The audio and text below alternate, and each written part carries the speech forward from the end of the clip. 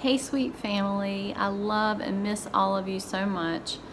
And I'm sorry I couldn't be there today, but I am so thankful to be able to contribute in this way, at least, in the celebration of Papa's life, somebody we all loved so dear. So when I was thinking about some memories, one of the first ones I have is crabbing in Charleston. Grandmother and Papa lived in Charleston when I was young, and I can still picture that house in my mind, the layout of it, just so clearly.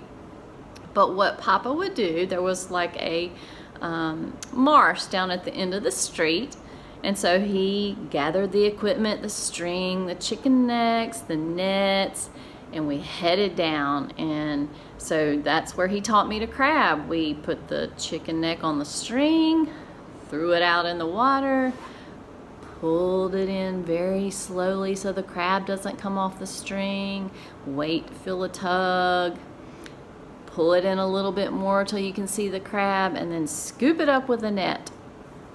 And to me, this was just the funnest thing. So we would bring the crabs back to the house, and grandmother would have the pot of water boiling, and it was kind of mortifying yet intriguing at the same time when she would take each crab and put it in the boiling water, and their claws were like, help me, help me. But anyway, that's just a special memory that I have even to this day. Anytime I am anywhere where I can go crabbing, I go do it, and I think of Papa every time. And another thing, speaking of crab, not only did he teach us how to catch crab, but he and grandmother also taught us how to eat crab. So I don't know how many of you are good at cracking crab and eating it, but if you don't know how to do it, it's a miserable meal. If you're on a diet, it's going to be good because you're not going to get much to eat.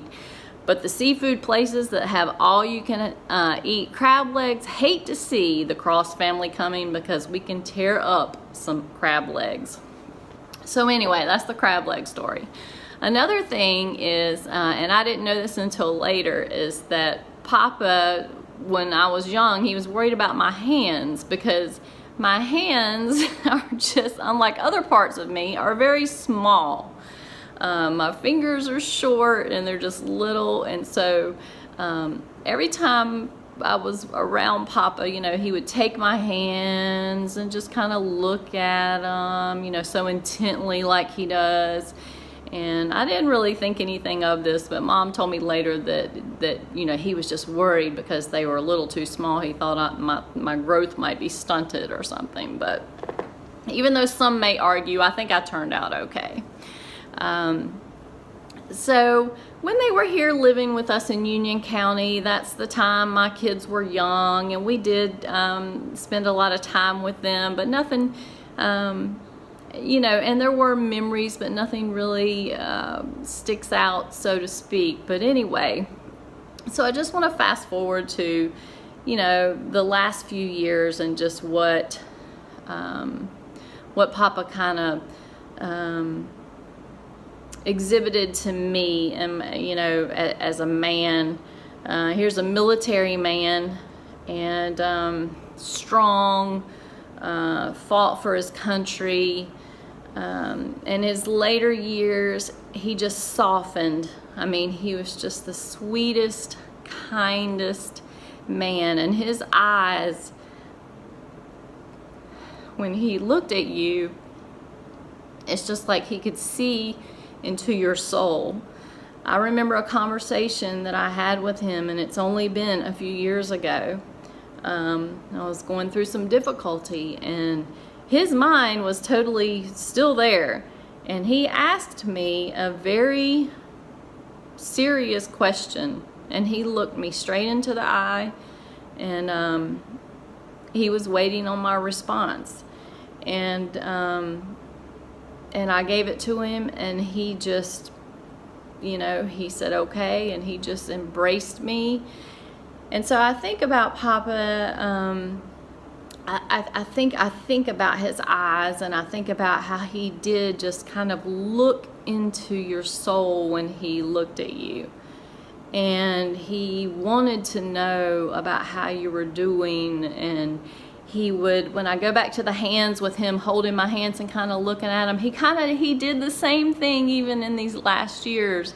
He would hold your hand, and he would look at your face, and he would just kind of almost like he was inspecting you to make sure that he felt that you were okay.